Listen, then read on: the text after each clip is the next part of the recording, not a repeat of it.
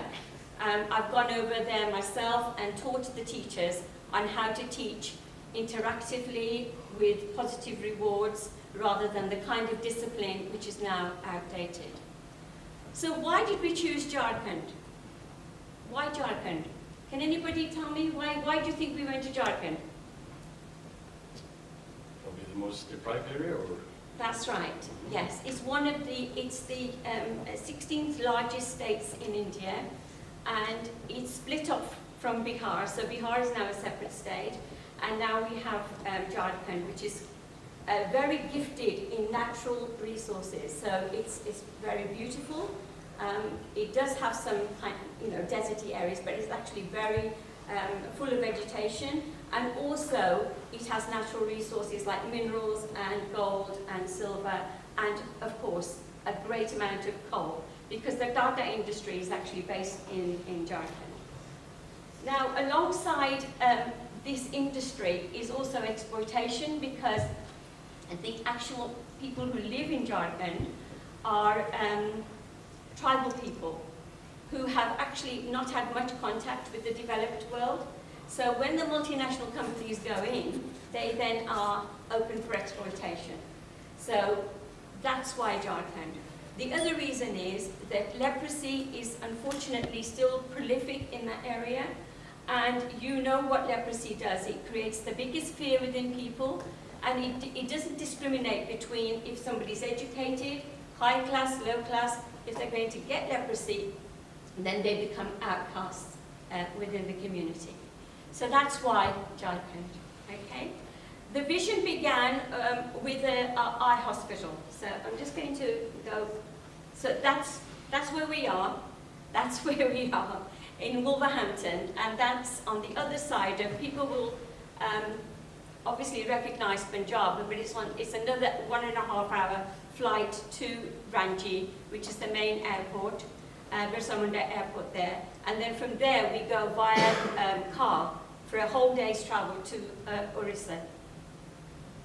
So just going forward to the Onkar High School and head office, there we've got the eye hospital, and that was the first plot of land that was donated to us by a Sikh Bhai Sahib Ji. Did I take his name?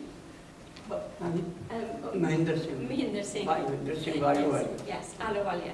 He donated the land that was at that point in the middle of a piece of jungle, and that's where the eye hospital began. And then we had an English gentleman that went with my father to India, Michael, and he discovered a small child that had been abandoned, and that's how the school began.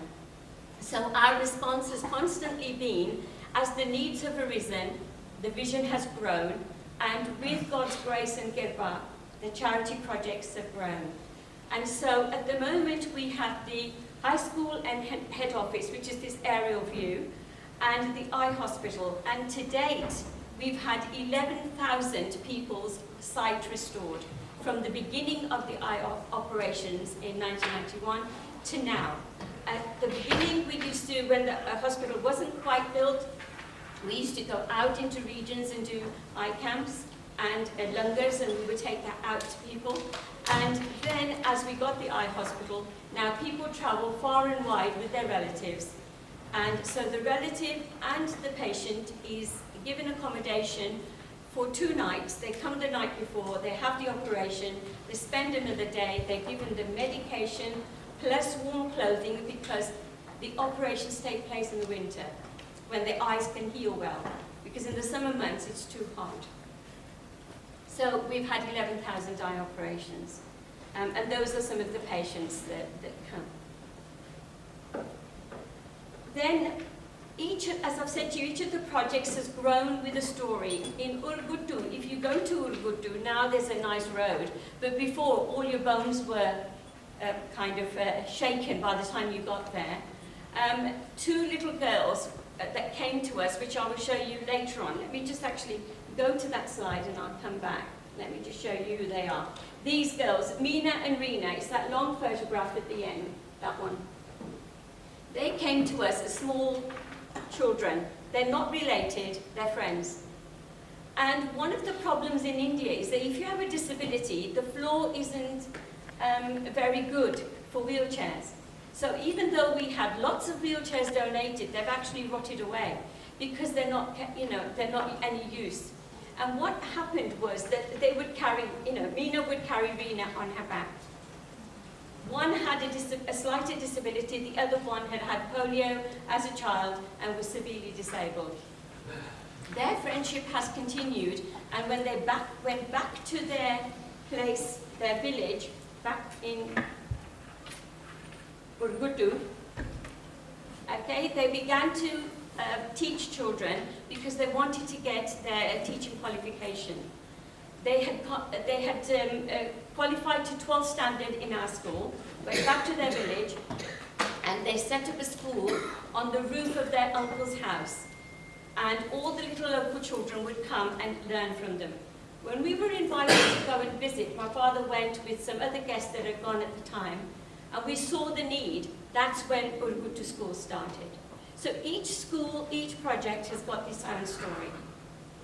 We also then noticed that within that area, that even though we have a culture of looking after our elders, sadly, older people were being rejected by their families for lots of different reasons. And we then began in Balu, the old people's home. And currently, we've got 17 people there. Unfortunately, we lost a few people through, obviously, older age and through death. But they have a wonderful time there.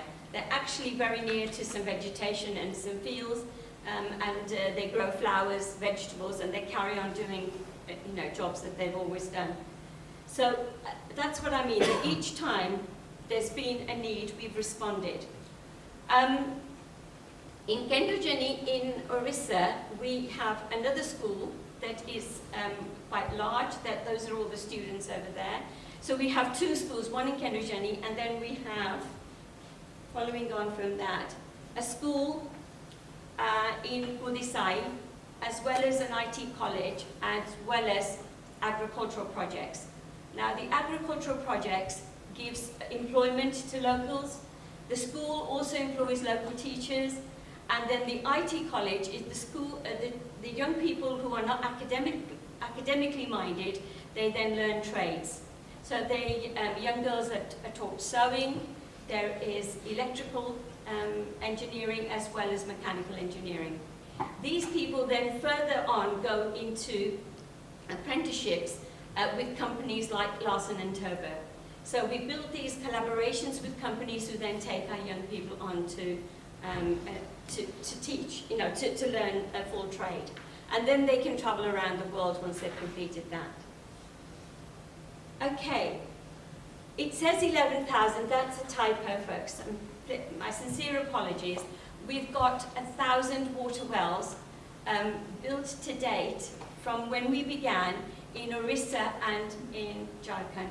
And these water wells are built in such a way that local people are worked with in a collaborative way. They contribute to the building, to the locating of the bores and getting the mechanics there. And then the water well, once it's made, is handed over to them. Now, every water well, you'll see from the middle photograph where the ladies are filling their water, there's a plaque. And what we've found is that this is, our charity is embedded within the culture of Punjab, which is that when we have a special occasion, whether it's sad or whether it's happy, people have been donating the money towards a water well. So the water wells are sometimes in the memory of someone, or they are because they're celebrating something. Or it's an organization that have done a collection